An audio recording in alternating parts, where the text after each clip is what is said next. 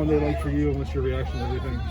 Oh, it's tough. I mean, you get in those situations, and you know, Coach Elton knows this, that you care and love somebody like that. It's, you know, it's emotional. Then you gotta, you know, the first thing, in my opinion, you just go back to the kids. You know, when you go back to USC and the pridefulness of your work and all those things. So, but it's tough. You know what I'm saying? When you're in the building, professional, want to know, work the moment. When you're outside of it, it's, you know, it'll mess with you for a little bit. But you know, Washington State's not going to care about that, and we got to move forward and continue to get better at the things that we want. How does it affect your operation with Dante not being? It has not. You know, he's great. I mean, he's in and out, working, you know, techniques. The cool part about, you know, that position is there's 6 or 7 techniques that go along with it. The schematics are, you know, he's going to have a hand in those things too. So it's been really healthy. I mean, he's cutting a million pieces right now in terms of, you know, his job right now, and you know, we're picking up as much as we can, and we're keeping him updated.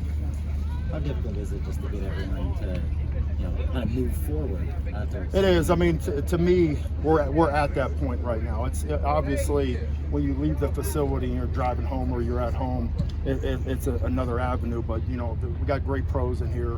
And all we're worried about is the, you know, the moments that we have with the kids. The second that we're with them, the second that we're game planning, everything that revolves around them. So once again, it just goes back to being professional. But like I said beforehand, you know, when the news broke, you know, that stuff stings. How much time do you take to address it with the kids? Oh, it was the day. You know, that day was a lot of talk. You know what I'm saying? Less football, a lot of talk. But it once again goes back into we had to stay on schedule with it. You know, that practice is kind of like just to flush out their systems on Mondays, and Tuesday's really the hard work day. So it happened then, and kind of worked through the night and picked ourselves back up and went into Tuesday and put together a plan and got these guys ready. What stood out about Stanford's passing success against you guys on Saturday? I was just making plays. I mean, to me, at the end of the day, it was opportunities and just locating the football at times. And there's things that, you know, obviously from my standpoint that I could have done better that help out during situations. But, you know, we made some critical mistakes during the first half that really hurt us. And then we were playing catch up a little bit. And my point being is we're going to sit there and just let guys, you know, do what they wanted to do. We're going to try to press the button and try to make plays with it. So it's a little bit of that.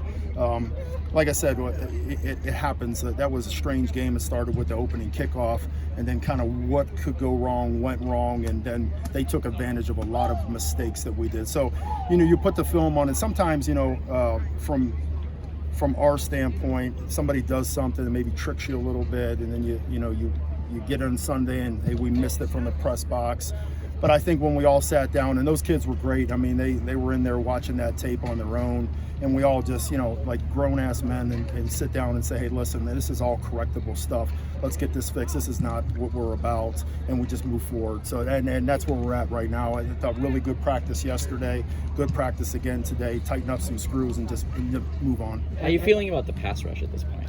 Well, it's, you know, I've heard this before with the stats in terms of sacks, but these balls have been getting out pretty quick. You know, I see Drake Jackson coming off the edge, and he's like really close to getting stuff. And, you know, sometimes that's, you know, people look at us and we're going to do a decent amount of pressure, and I think sometimes it's just like, hey, man, get that ball out of your hands before you get hit. So it's a timing deal and it's a coverage deal, and I think those will come. Those are coming because we're really close. As a human, how do you guys as coaches not think about your own futures the rest of the way? I don't, man. It's just being a pro. That's what it's about, and prioritize. And I don't look at it from my standpoint. I really don't. I just look at it from the kid's standpoint of saying, like, hey, listen, you know, the times where you said, hey, listen, let's battle adversity.